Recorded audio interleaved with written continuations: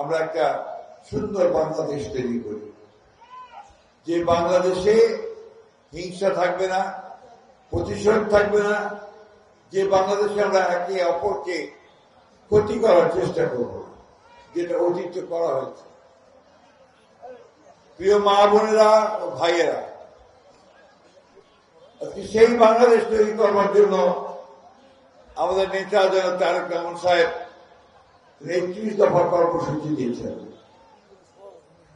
সেই কর্মসূচির মধ্যে কিভাবে বাংলাদেশের উন্নয়ন হবে, কিভাবে সাধারণ মানুষের উপকার হবে, কিভাবে আমার মায়েরা বোনেরা তারা ভালো থাকবেন, আমাদের মেয়েরা স্কুলে কলেজে যেতে পারবে, আমাদের ভাইয়েরা আমাদের ছেলেরা যারা পাশ করছে, বিএ পাশ করছে, এমএ পাশ করছে, ইঞ্জিনিয়ারিং পাশ করছে, ডাক্তারি পাশ করছে, তাদের কি করে কাজের ব্যবস্থা হবে, কর্মসংস্থান কিভাবে হবে, ঠিক একইভাবে বেশিরভাগ মানুষের কাজ করতে পারে তার ব্যবস্থা করার জন্য তিনি 15 মাসের মধ্যে 1 কোটি কর্মসংস্থানের কথা বলছে, 1 কোটি মানুষ চাকরি পাবে।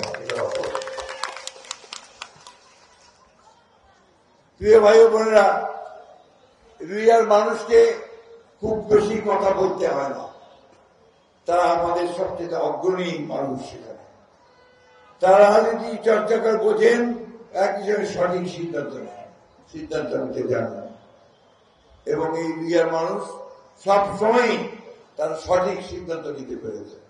ইনশাআল্লাহ আপনাদের ভোটে, আপনাদের দোয়ায় যদি আমরা নির্বাচিত হয়ে আসতে পারি, তাহলে এই রুইয়া অঞ্চলে যতগুলো রাস্তা আছে যেগুলো ঠিক করা দরকার, পাকা করা দরকার, স্কুল আছে যেগুলো পাকা করা দরকার, কলেজ আছে যেগুলো পাকা করা দরকার, সেগুলো আমরা ইনশাআল্লাহ প্রত্যেকটি অত্যন্ত প্রায়োরিটি দিয়ে, অর্থাৎ গুরুত্ব দিয়ে আমরা সেগুলো আগে করবো ইনশাআল্লাহ। আমাদের এই রুইয়া অঞ্চলে এখানে আপনার অনেক মন্দির এবং মসজিদ, সেগুলোর কোন রকমের উন্নয়ন হয়নি। আমরা ইনশাআল্লাহ সেই মসজিদ মন্দিরের উন্নয়ন করব।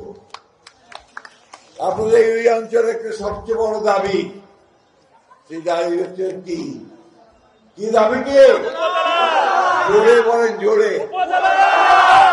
উপজেলা চান আপনারা সবাই, তাই না? থানা হয়েছে কিন্তু উপজেলা হয়নি। যাই হোক, আমরা যদি আপনাদের ভোটে নির্বাচিত হয়ে আসতে চাই, আমাদের প্রথম কাজ হবে রুইয়ার উপজেলাকে